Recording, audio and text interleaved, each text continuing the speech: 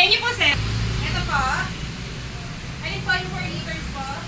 368 na po.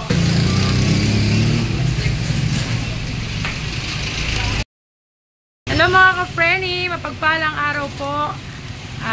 Today ay may re-recommend ako sa inyo dito around sa Santa Maria. Lahat ng mga taga Santa Maria, Bukay, Bulacan, mga taga Batya, taga Tambubong, lahat ng malapit dito sa Santa Maria. Dito na po kayo bumili ng inyong cooking oil. Dito po mura po dito sa DC Cooking Oil Trading.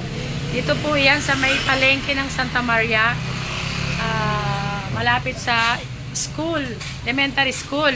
Okay, tawagin po natin yung may-ari ng pwesto para sila yung magpaliwanag. Dito po kami bumili ni Daddy Per ng mantika nung nakaraang araw yung ginamit namin. Mga refill po ito. Tingnan nyo, makikita nyo malinis dito. Stainless yung tangke na ginagamit nila. Saka talagang sinisigurado nila na hindi talaga marumi yung paligid nila. Ito lang, dito lang nahihiya pa sila dahil para sa kanila marumi pa to. Dito na po kayo bumili, mga taga Batya, mga taga dito lang po around Santa Maria at kung saan-saan pa na pwedeng dumayo rito. Yung mga may negosyong malalaki na mga fried chicken, mga nagpiprito dyan, mga gumagamit ng mantika. Dito na po kayo bumili. Ayan, no, marami pong bumibili dito. Ayan. Marami pong may pick up. Kung galon-galon ang kailangan nyo, nandun po.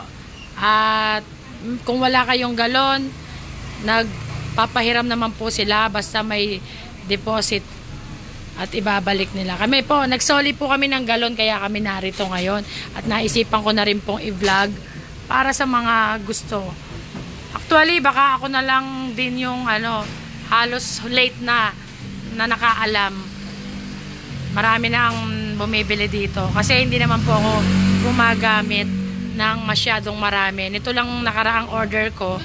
Kaya lang po ako bumili ng marami. Hello po, bili na po kayo. Poblacion po, A. Morales Street. Poblacion Santa Maria, Bulacan po. Mga mura-mura po dito. Sabihin nyo yung mga bestseller nyo, yung mga mabibili dito, mga bestseller po namin dito is dito po yung mga ganyan. Kasi nagbibigay po kami ng discount pagka business package po. Yes, 50 cents po sa 350. Dito po. Opo, less 2 pesos po sa 1 liter. Tapos, less 3 pesos po sa 1.5. Pagkano po yung halaga ng ganito?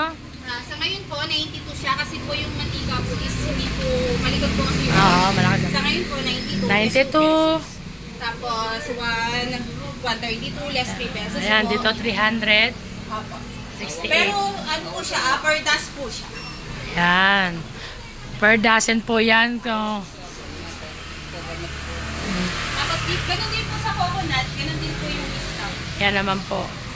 Ayan, sa mga gustong mag-business o ng mga mag-reseller, pwede po kayong dito umango. Ayan. Sa container po namin, may less din po kami. Basta po, 10 container or 5 container pataas. Nagle-less po kami ng 10 pesos. Ayan. May less daw po yan. Ito po yung kanilang mga update po ito, no? Ayan. Oh. Nakita nyo naman, no? Ang mga gwapo din nilang, wow. Ayan, sige po. Dito lang po yan sa Poblacion, Santa Maria. Ano pangalan mo, ate? Marilyn po. Ayan, si ate Marilyn. Nakita nyo naman, no? Mukhang kutis mantika talaga. Linaw, yan ang mantika. Yun siguro secret ni ate. Ayan, sige mga ka-Frenny, punta lang kayo dito. DC Cooking Oil Trading. Ayan po, dito lang po yan, Santa Maria. Palabas po yan doon. Mga ka-Frenny, ayan.